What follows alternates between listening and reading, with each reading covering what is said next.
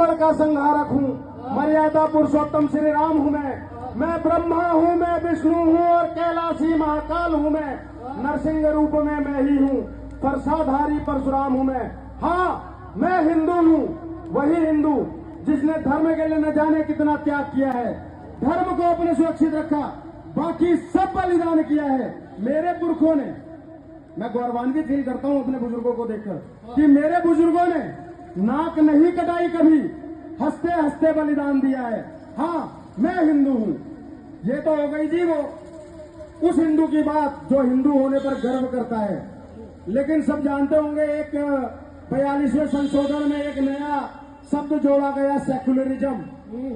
कितने लोग जानते हैं सेक्युलरिज्म? मैंने उसको एक ऐसा नाम दिया जो मैं मंच से नहीं बोल सकता, मंच की अपनी गरिमा होती है। तो मैंने उन हिंदुओं के लिए लिखा और वो बहुत जरूरी था उनके लिए लिखना कि मैं एक कायर हिंदू हूं। इस वीडियो को बना लेना और अगर कोई आपको सेक्युलर मिले जो बोले अरे भैया भाईचारे की पीपणी बजाएंगे, उन्हें ये कवि इंद्रेश द्विवेदी की ये बातें जरूर बता देना कि क्या हो रहा है और तुम फिर भी सोए हुए हो कि मैं हिंदू हूं, मैं हिंदू हूं, वही कायर हिंदू जो सदियों से बस सो रहा है। मैं वही हिंदू हूं जो सदियों से बस सो रहा है। मुझे फर्क ही नहीं पड़ता मेरे देश में क्या कुछ हो रहा है, मुझे सिर्फ पैसा कमाना है, मकान बनाना है, मेरा अपना कोई थोड़ा ही मर रहा है। हाँ, मैं एक कायर हिंदू हूं जो सदियों से बस सो रहा है। मैं तब भी सोया था, मैं सोया था तब भी जब गजनी ने सोमनाथ को लूटा था। चित्र बता रहा हूं, देखना हम कहां कहां सोए और हमारा क्या क्या लूटा। इस बात को ध्यान करना कि मैं सोया था तब जब गजनी ने सोमनाथ को लूटा था। मैं तब भी सोया ही था जब मंदिर श्री राम का टूटा था। बरसों की इस निद्रा से क्या तुम मुझे जगाओगे? बरसों की इस निद्रा से क्या तुम मुझे जगाओगे? मैं तब भी सोया था जब काशी में शिवलिंग टूटा था। क्या बात है, जब काशी में शिवलिंग टूटा था। रानी पद्मिनी का जौहर देखा फिर भी नींद हमारी नहीं खुली। रानी पद्मिनी का जौहर देखा फिर भी नींद हमारी नहीं खुली। चारों साहिबजादों की कुर्बानी से भी आंख हमारी नहीं खुली। ये पीड़ा है साहब कि रानी पद्मिनी का 36,000 वीरांगनाओं का हमने जौहर देखा, हम फिर भी नहीं जागे। 4 साहिबजादों की कुर्बानी देखी, माता गुजरी देवी की कुर्बानी देखी, गुरु गोविंद सिंह जी की कुर्बानी देखी, हम फिर भी नहीं जागे। तब मैं लिखने पर मजबूर हुआ कि रानी पद्मिनी का जौहर देखा फिर भी आंख हमारी नहीं खुली। चारों साहिबजादों की कुर्बानी से भी नींद हमारी नहीं खुली। रिंकू, किसी नागलोई का लड़का था ना, अब नाम लेता हूं कुछ, रिंकू अंकित, डॉक्टर नारंग, ध्रुव त्यागी और कन्हैयालाल दर्जी, इनसे मैं क्या जागूंगा जब औरंगजेब के अत्याचारों से भी आंख हमारी नहीं खुली। हाँ, मैं हिंदू हूं, वही कायर हिंदू जो सदियों से बस सो रहा है। तो भाई साहब, इसलिए हम जगाने निकले। मैं तो प्रेम पे लिखने निकला था।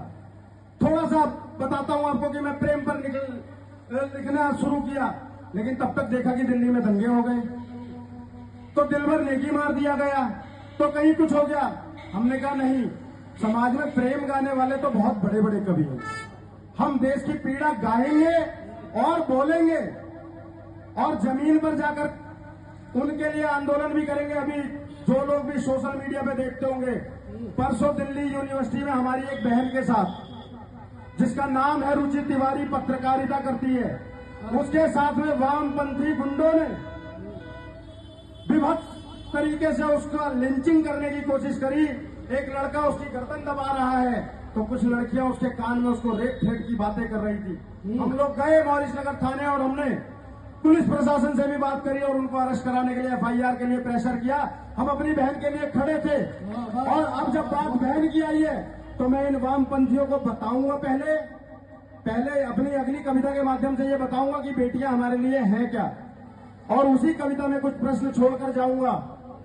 सोचिएगा कि समाज ऐसे कैसे हो गया। और अगर थोड़ी सी भी मेरी कविता आपके दिल में घर करे, तो बेटियों के सम्मान के लिए जात पात धर्म, जब बात बेटियों की आती है तो मैं विशेष बोलता हूँ, बेटी के ऊपर तो धर्म भी नहीं है। बेटी के सम्मान के लिए हम वो महाभारत के लोग हैं जिन्होंने चीरहरण पर महाभारत किया था, लेकिन आज हम अपनी बेटियों का अपमान सहकर छुप बैठ रहे हैं। क्या मजाक हो गया है? हम मोमबत्तियां जला रहे हैं, हमें नपुंसक बनाया जा रहा है। तब बोलना चाहता हूं कि बेटी केवल शब्द नहीं, बेटी पूरा संसार है। बेटी केवल शब्द नहीं, सुन लो वामपंथियों, बेटी हम सनातनियों के लिए क्या है कि बेटी केवल शब्द नहीं, बेटी पूरा संसार है। इंसान के हर संबंधों का बेटी ही आधार है, और ना होकर बेटियां तो सारा जीवन बेकार है। बेटियों से ही घर में खुशियां अपार हैं। क्या बात है, मम्मी की लाडली और पापा की जान होती है बेटियां। भैया का अपने गुरूर अभिमान होती है बेटियां। मम्मी की लाडली पापा की जान होती है बेटियां। भैया का अपने गुरूर अभिमान होती है बेटियां। और बेटियों की किलकारियों से गूंजता है घर आंगन। मेरी नजर से देखो तो भगवान का खूबसूरत आविष्कार होती है। जेएनयू वालों को बताया कि हम सनातनियों के लिए बहन बेटी का सम्मान क्या है। अब एक प्रश्न छोड़ के जा रहा हूं, मेरे तमाम बुजुर्ग हैं और विवेक भाई, मेरे बड़े भाई, आप सबके सामने सनातनियों का मेला लगाया, तब एक सवाल छोड़कर जाता हूं कि किंतु अब इस कलयुग में लाचार हो गई बेटियां, पता ही नहीं चला। सोचिएगा, और तमाम वो सौदे भी अगर यहाँ से, क्योंकि आवाज बहुत बुलंद है, मेरा माइक के भी जाती है और बहुत लोग सुन रहे होंगे और वीडियो के माध्यम से सुनेंगे, वो सौदे जो बेटियों पे फप्तियां कसते हैं, वो सोचें कि वो किसी बेटी पे फप्ती कस रहे हैं तो कोई उनकी बहन पे भी फप्ती कस रहा होगा। तब बोलता हूँ बहुत अच्छे, एक बार तालियां बजाइए सारे लोग। तब ये बात बोलता हूँ कि किंतु अब इस कलयुग में लाचार हो गई बेटियां, पता ही नहीं चला कब आइटम, जुगाड़ और माल हो गई बेटियां। कहीं किसी गली नुक्कड़ चौराहे तो कभी किसी बस, ट्रेन या कार में शिकार हो गई बेटियां।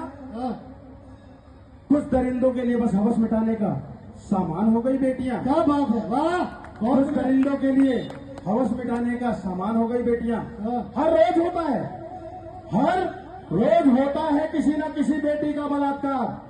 अब आगे सुनिएगा, मैं किसी पार्टी को, किसी नेता को नहीं बकसता हूं। जब बात सम्मान की, धर्म की और बेटियों की आती है तब बोलता हूं कि हर रोज होता है किसी न किसी बेटी का बलात्कार। नपुंसक है ये शासन, और प्रशासन से रुकता नहीं बलात्कार। मीडिया भी सारी ये बिकाऊ है हमारी, और सच पूछो तो आप, मैं, हम सब भी हैं इसके जिम्मेदार। और वो जिम्मेदार क्यों है वो जिम्मेदार? क्योंकि हम लोग जब बेटियों का बलात्कार होता है, एक बार जोरदार पहले देश के अंदर में कीचक को, द्रौपदी के अपमान के लिए कीचक को भीम फाड़ देते हैं, महाभारत हो जाता है केस खोलने पर। उस भारत में हम मोमबत्तियां लेकर जाने लगे, इसलिए हम इसके जिम्मेदार हो गए। अगर हमने बलात्कारियों को वहीं के वहीं सुला दिया होता तो दूसरा कोई हमारी बहन बेटियों की आबरू पर हाथ उठाने की हिम्मत नहीं कर पाता। आगे सुनिएगा कि हो चाहे मनीषा, गीता गुड़िया, ये वो लड़कियां हैं जिनके मैं नाम ले रहा हूं, जिनके साथ विभत्स तरीके से हुआ। मैं निर्भया आंदोलन से जुड़ा हुआ व्यक्ति हूं और निर्भया से लेकर आज तक हर एक बेटी के लिए आवाज उठाते हुए आए हैं। तब कहता हूं कि हो चाहे मनीषा, गीता गुड़िया, आसिफा या प्रियंका, शिकार तो ये सब हुई हैं, दर्द है सबका एक साथ। और कब तक, प्रश्न वही फिर से कि कब तक हम सब लोग बस यूं ही मौन रहेंगे? कितनी मोमबत्तियां फूकेंगे और संसद तक मार्च करेंगे? कब तक? जय श्री राम। मैं विराम दूंगा। इन प्रश्नों को लेकर जाना और बेटी के सम्मान के लिए एक अंतिम बात बोलकर जाऊंगा। अंतिम बात, अपनी बहन और बेटी के लिए तो हर बाप और भाई शेर होता है, लेकिन जिस दिन हम हर बेटी और बहन के लिए शेर की तरह से खड़े हो गए ना, उस दिन बलात्कार रुक जाएंगे। तो इसलिए यह प्रण लेकर जाना कि चाहे बेटी किसी की भी हो, वो बेटी मेरी है, चाहे बहन किसी की भी है, वो बहन मेरी है। उसकी आबरू के लिए अगर मुझे जान भी देनी पड़ी तो मैं दूंगा। और ये प्रण लेकर जाना। जय श्री राम। हर हर